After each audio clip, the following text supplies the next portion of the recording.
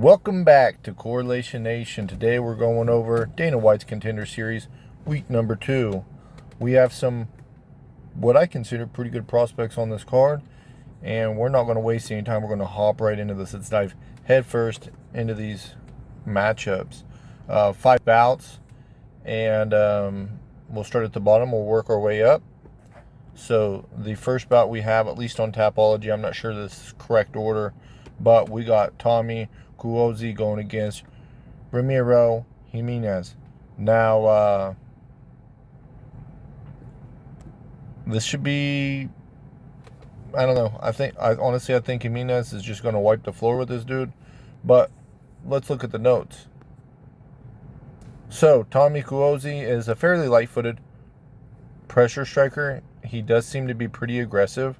Striking looks okay. He has a high guard. Boxing looks a bit loose. Decent looking side and high kicks from both legs. He will strike his way into the clinch. He has shown to be a willing grappler. He scrambles and is active. But it seems raw. I got a question on how raw his grappling ability actually is. And then to that point, it says right here, I do have questions around his defense, as he has been able to overwhelm his competition with offense. And then when we look at his opposition, Ramiro, he is a fairly light-footed pressure striker. He has good bounce, but tends to be a bit plotty. He fights long, backside teep kick, explosive straight punches, combinations in the pocket. He has a nasty side and high kick. Takedown defense looks good. Seems to scramble quite well. Dangerous everywhere. Is this guy a future champion? I don't know. It's obviously very, very hard to say that. But this guy looks to have the goods. In my opinion, I think this guy's the real deal. And if I had to pick out one thing about this guy's game that I don't really like, it is that he does have a tendency to be a bit plotty. I think that if he could keep his feet moving a little bit more, I would like to see that. But all in all, I think he's a very, very good prospect. I think he's very well-rounded. And the only other thing that I think I have questions around with this guy is how does his grappling and takedown defense and all that hold up as he progresses his way up. So I do think that this guy is going to find success in the UFC. I do think that he wins this fight. Honestly, I don't see this fight going over a round and a half. I have a lot of hope in this Ramiro guy. I think he's the real deal. And then we'll move on to Josh Hokit. Josh Hokit he's an athlete through and through. You know, if you dive into it and you start researching this guy, you're going to find that he's a dual athlete. Got all-state honors, I believe, at Fresno State. He also played football. I don't know if he's a running back or a fullback, but nonetheless, he was a back,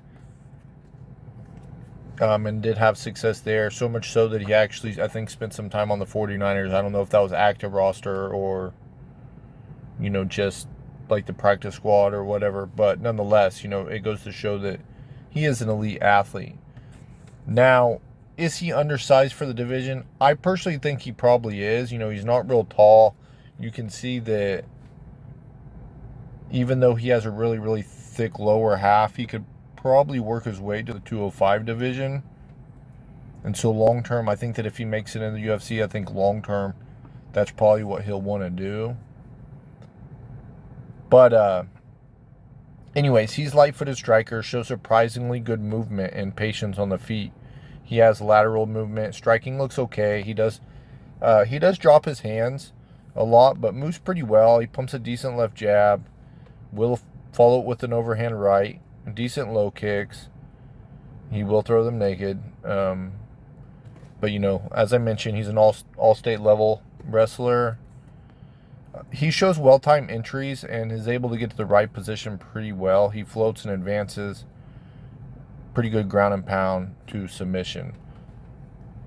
So, you know, there's some things to like about him. There's some things, you know, to not like.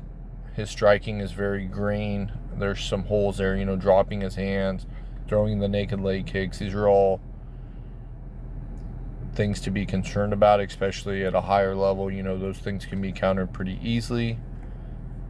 And his opponent is,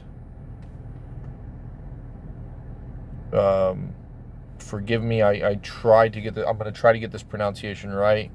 Guilherme Uriel. That's probably not right, but we tried. So he's a fairly light-footed striker. Measured pressure. He has decent evasive footwork. Explosive striker. His boxing is wide, but it's powerful. He counters pretty well. Don't really love his guard. His hand placement's not that great. He has pretty nice kicking game. Nice front kick. Heavy low kicks. Ground game is unknown. I do believe that he's like a black belt, but you know, it's not something we've seen a ton of in the MMA world. And so you know that he's got it, and he probably does have some ability there. But while he shows to have some takedown ability with transitions to submissions with lower level, he seems to be a gasser. This is a guy that looks like he, you know, he throws bombs. He just goes all in, kill or be killed. And if he doesn't get you out of there in the first like round and a half, he could just fall off a cliff. Now, that is something that he can learn to manage a little bit better, and you know, maybe he tries. But it's a contender series. I think he's kind of built for this. He's probably going to come in, give it his all. He's a pretty big underdog, and there's a world this guy wins. Now, I don't necessarily favor him, but I don't think it's like a terrible idea to look at it, just because, you know, the way you want to do this is like, we want to break these fighters down the best that we can. Like, what's their abilities, their tendencies, how do they fight, like stylistically, and then look at like this style versus this style, their advantages versus their disadvantages, whatever, you know what I mean? You're looking for holes, and can the opponent exploit these holes? And so when you look at Hokit, the thing that I do like about him on his feet is his footwork is pretty good, you know, and he does show patience. So he's not, at least from what I've seen, I think that that's going to serve him well, especially in this fight. But let's not pretend like he doesn't try to throw one of these naked low kicks or something and just get absolutely slept. I mean, this is a real possibility in this fight. Or he could use his footwork and, you know, kind of play it calm, or maybe even get a takedown. If he gets a takedown, gets the right position, he could easily wear this other guy out. Now, I think the most likely outcome of this fight is it doesn't see round 3, and somebody's going to get finished in the first 2 rounds. I think you know, Uriel is live in the first round for sure, and we'll have to see how that plays out. But I do think he's live in the first round. I think after that, you could be looking at Hokit getting, like, you know, a round 2 TKO or even submission. And that's not to say he can't do it in the first, but I think the most likely outcome is this doesn't see round 3, probably goes over 1 or under 1.5. And the other thing I want to mention while I'm talking about this, picking the right fighter is not always the most important thing. The most important thing is being on the right side of the outcome. Like you want to look for the most likely outcome, and the most likely outcome is in this that it doesn't see round 3. That's my opinion of it, and I'm not sure what line you can find on that, but I believe that would be the best look. Now, anyways, let's move on to the next fight. We have Louis Lee Scott going against Kaushik Saikumar. And let's pull these guys up.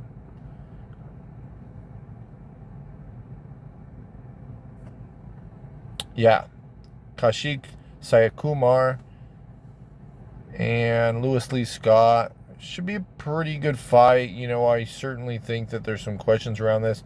I do want to say Lewis came in just like a half pound over the limit, which is not a great look, especially coming into the Contender series.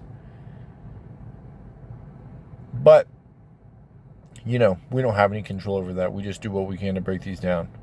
Now, when we look at these two guys, Lewis is a light-footed striker. He has solid lateral movement. Range management seems off.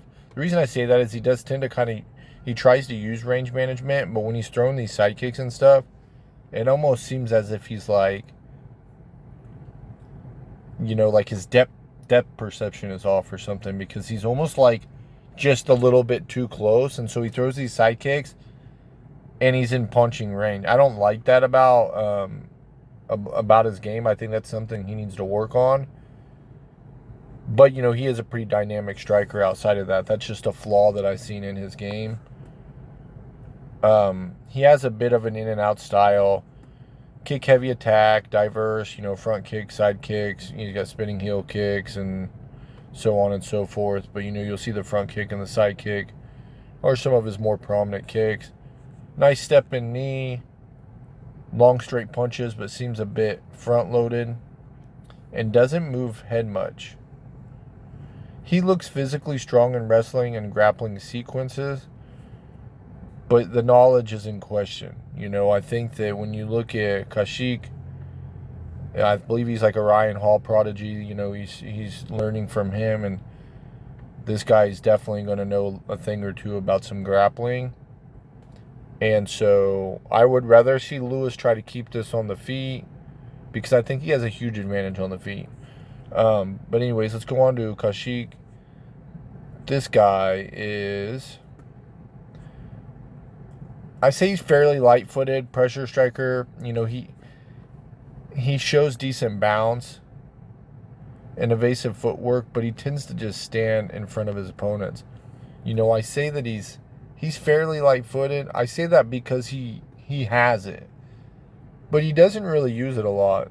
To be honest, when I watch tape of this guy, most of the time he's extremely flat-footed, plotty, just walking these guys down right in front of him with almost like a Muay Thai-esque style of kickboxing. You know, think of Carlos Prates. I know he just fought, but, you know, that traditional stance where they got that lead foot out, and then they just kind of bring it up to defend the kicks and stuff. So you'll see that he kind of has the same approach, but he's very upright and he's very flat-footed. But he does throw solid backside, low kicks at range.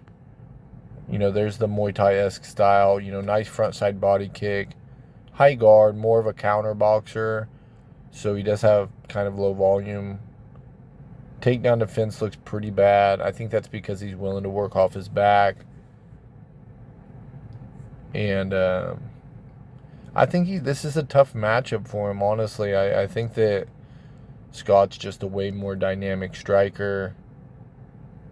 And he's probably going to know that Kaushik's real path to victory here is probably going to be on the ground. So I'm not sure if he's going to be that willing to go to the ground. But if he is, you know, he's going to open that door for Kaushik to, you know, potentially get a submission or something. But I'm going to lean with Lewis. I think that he's got this in the bag, honestly. I'm not sure where the best way to, like the best angle to attack this fight. From like a betting perspective, I'm not really sure. But I'm gonna lean with Lewis. I think he wins this fight. And then we're gonna move on to Brandon Holmes and Cam Rowston. So Rowston fought on Contender Series. I don't know if it was last year, it might have been the year before. But we'll start with Brandon Holmes. So Brandon Holmes is a plotty Muay Thai-esque kickboxer. Has some footwork, but tends to just walk down opponents. These are things that are very similar to the previous guy. But he is an explosive striker with a kick-heavy attack. Teeps and low kicks, side kicks, both legs. Carries a high guard. Has a pretty tight boxing. But this guy does not slip punch as well. I mean, he keeps his head almost right on the center line. So he is hittable. I do have questions about his takedown defense and ground game at a high level. You know, his sprawl looks okay. Seems to be an aggressive clinch striker. And he does show urgency trying to get up. So most of these things are positives. But they're against much lower level MMA fighters. So I think there's some real questions there in his game. And, you know, we won't get those answers until he just goes up against higher level competition. And so this will be an opportunity to see how he goes against Cam. Let's pull up Cam real quick.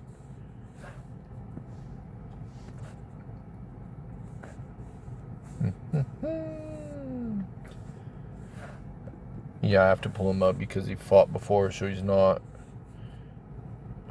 grouped with these guys. Cam Rowston.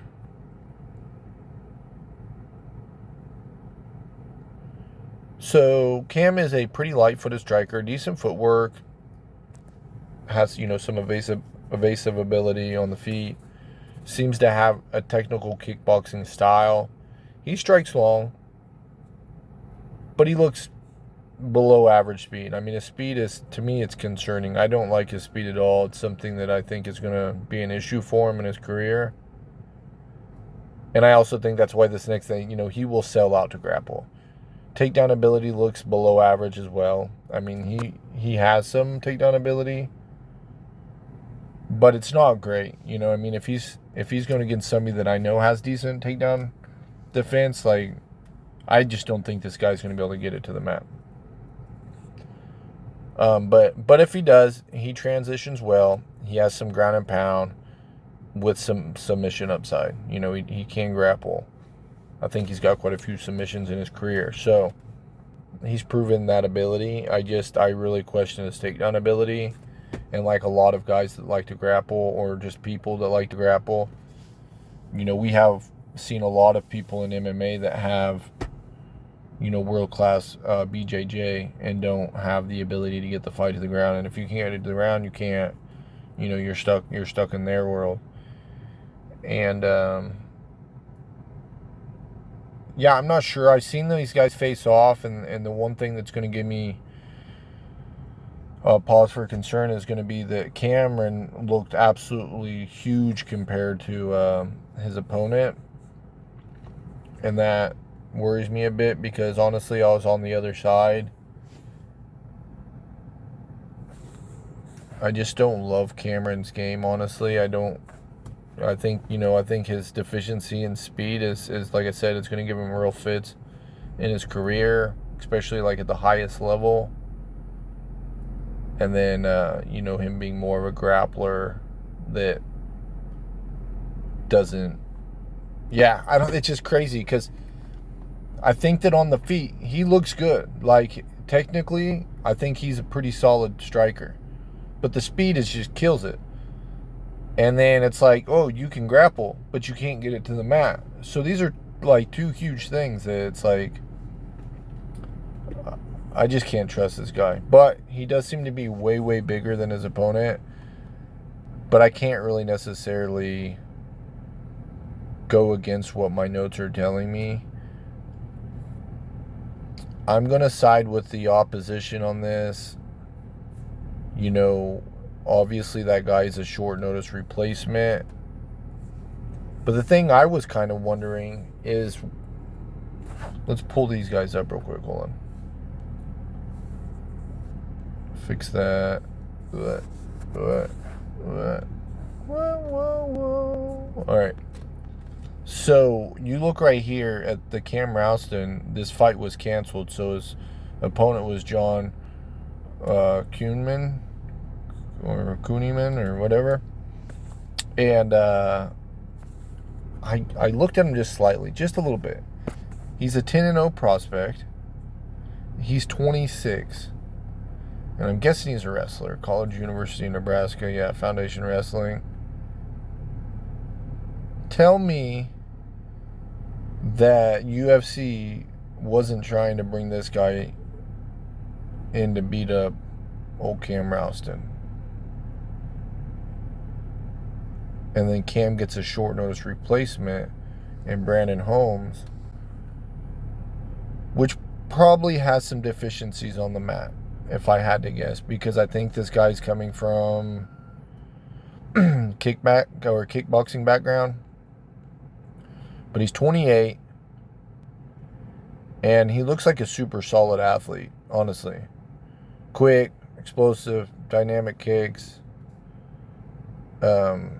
And I think he's just way faster than Cam. Way faster.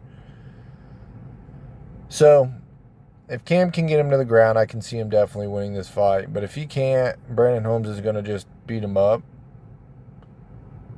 And that's the way I see this playing out. So, I'm going to lean with Brandon Holmes. It'll be interesting to see how this plays out, because there are a lot of questions around Holmes's, takedown defense and whatnot. So it'll be interesting to see. But I'm going to land with Brandon Holmes. And that's one we'll just have to wait and see how it plays out. Now we're moving on to the main event of this card. And we got Manuel Exposito going against José Delano. And this is a pretty exciting matchup, I think. Let's pull up Manuel.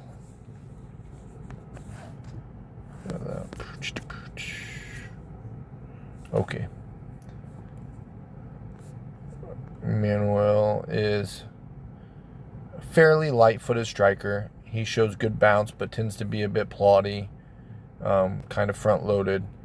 Boxing is a bit wide, but he does throw hard. He carries his hands pretty low. He has a heavy backside side kick.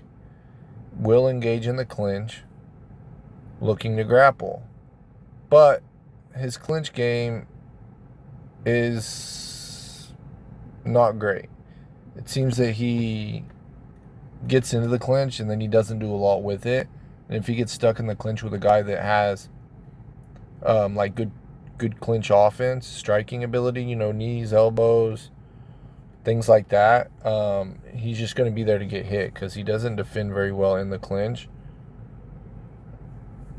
And he does have some takedown ability, but it's not real effective. So I don't really love, his wrestling, I guess, either. But again, he's another guy that if he can get it down, he scrambles and transitions pretty well on the mat. He has decent ground and pound to submission. He does have solid takedown defense with a good get-up game. And then his opponent, José, is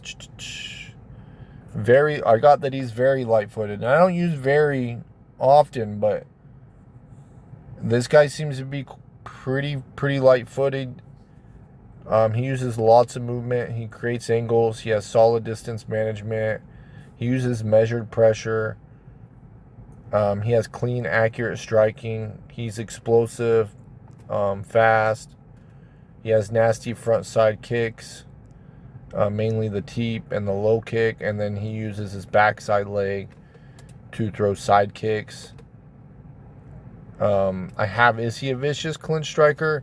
And this is, I didn't write this because of the other guy. No, I wasn't doing that. I noticed that when I was doing film on Delano that he was... Is that a coyote? This is crazy. There ain't no way.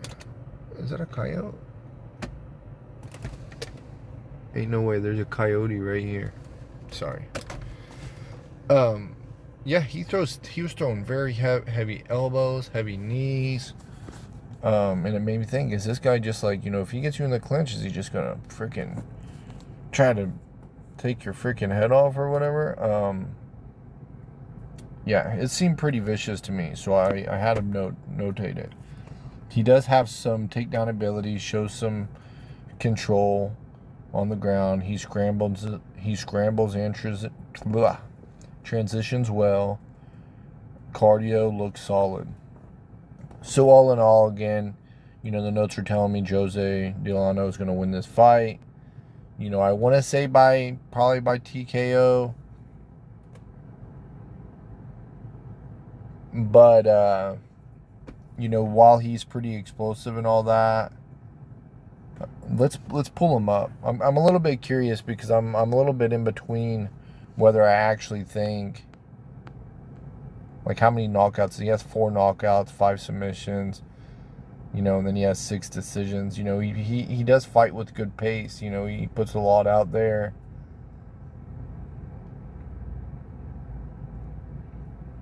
Yeah. I think it's pretty hard. It's pretty hard to say whether he's going to finish this fight or not. I don't think he's like a guaranteed I'm going to finish you guy. But he certainly could. Nonetheless, I think he wins this fight. And when we look at his opponent, I think he's pretty tough. You know, he's been knocked out one time. When he got knocked out, I think it was it was a decent stoppage. He wasn't out, and he protested, but, you know, I don't know that you could really argue with the stoppage. I mean, maybe you could, but, you know, I don't know. I think it's a good fight.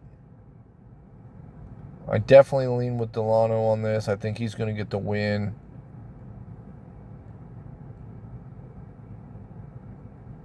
But maybe he can live. You know, that knockout was... I don't know. I think it's going to be really, really hard to say, like, the method of victory. Or I just think that Delano's going to win. I don't know. Y'all tell me what you think. Like, subscribe to the video. And good luck, everyone. Enjoy the fight. I know I will. Peace out.